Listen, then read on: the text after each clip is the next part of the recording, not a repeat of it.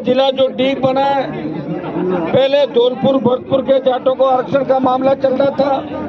अब डीग भी चूंकि भरतपुर से अलग हुआ, धौलपुर भरतपुर और डीग जिले के जाट समाज को दिल्ली की केंद्र की नौकरियों में आरक्षण मिले, ये प्रमुख मुद्दा आपका है। मुझे याद है जब मैं राजस्थान की विधानसभा के अंदर था, तब भी नैम सिंह जी और ये सारे भरतपुर के जो मेरे सहयोगी मेरे साथ पढ़ते थे, ज्यादातर मंच में खड़े हैं। 1997-98 का वो दौर जब ब्रज के हमारे इन तमाम जिलों के किसान के बेटों ने हनुमान बेनीवाल को राजस्थान विश्वविद्यालय का अध्यक्ष बनाकर एक संदेश दिया कि हम लड़के एक नया लड़ाका तैयार कर रहे हैं। और भाइयों, जितने महाराजा सूरजमल जी के नारे मैंने लगाए और जितने वीर तेजा जी के, शायद इतने दूसरे लोगों ने नहीं लगाए होंगे। और मैं हमेशा ये बात करता हूँ कि देश के अंदर आजादी का आंदोलन हो चाहे दूसरा आंदोलन हो, महाराजा सूरजमल जी और शिवाजी महाराज ने जो लड़ाइयाँ लड़ी, वो देश के अंदर कोई नहीं लड़ सका वो लड़ाई। दिल्ली जिसके चारों तरफ जब मर्जी चले जाते थे और जब चाहे चढ़ाई करके सामान दिल्ली का उठा लाते थे यहाँ पे, और भरतपुर के किले की तरफ कोई नहीं आया। ये अभेद लोहागढ़ इसका नाम है। और इतिहास के अंदर हमारे समाज के नेताओं ने इस बात का ध्यान नहीं दिया। 52 से लेके जब ये बीजेपी तो आई थी 80 के अंदर, 52 से 80, 85, 90 के दौर के अंदर अगर हमारे नेता ध्यान देते तो महाराजा सूरजमल की मूर्ति, तमाम जो प्रतिमाएं देश के प्रत्येक महानगरों प्रत्येक कोने के अंदर लगती और उनकी वीरता की अलग गाथाएं गाई जाती।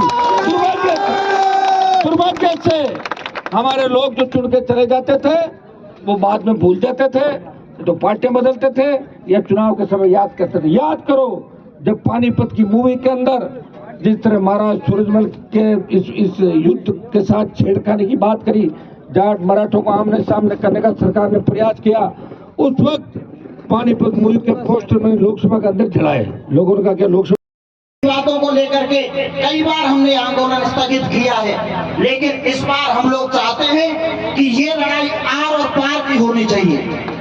बार बार समाज एकत्रित नहीं होता है, और जब अब समाज एकत्रित हो रहा है तो युवा इसमें बढ़ चढ़ करके हिस्सा ले रहा है। और नागौर से हमारे बड़े भाई हनुमान बेनीवाल साहब भी आ रहे हैं, तो मैं सरकार से कहना चाहूंगा कि रण में जो हार मान ले वो वीर नहीं है।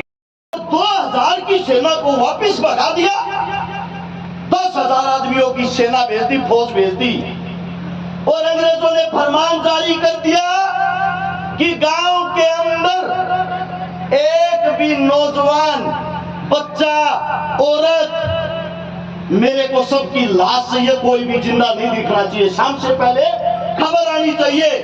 जब 10,000 आदमियों की फौज जाती है, वे 3,000 जाट उस फौज के सामने लड़ते हैं। सारी की सारी फौज को मार गिराया और उसके अंदर 400 जाट भी शहीद हो गए, मात्र 400 जाट। लेकिन 10,000 की सेना को 3,000 आदमी कच्चा छपा गए। इसके बाद जो तेज सिंह था, नौजवान बलशाली पहलवान, अंग्रेजों की जो अफसर की बीवी थी, उसको गुलाम बना लेता, उसको पकड़ लेता है कि ये हमारे तो मजदूरी करवाए हैं, हम दिखाओगे मजदूरी होती क्या है। जिन अंग्रेजों ने पूरे हिंदुस्तान से मजदूरी करवाई, उन अंग्रेजों की बीवी ने हमारे तेज सिंह नाम के जाट ने हल में जोड़कर, रहक में जोड़कर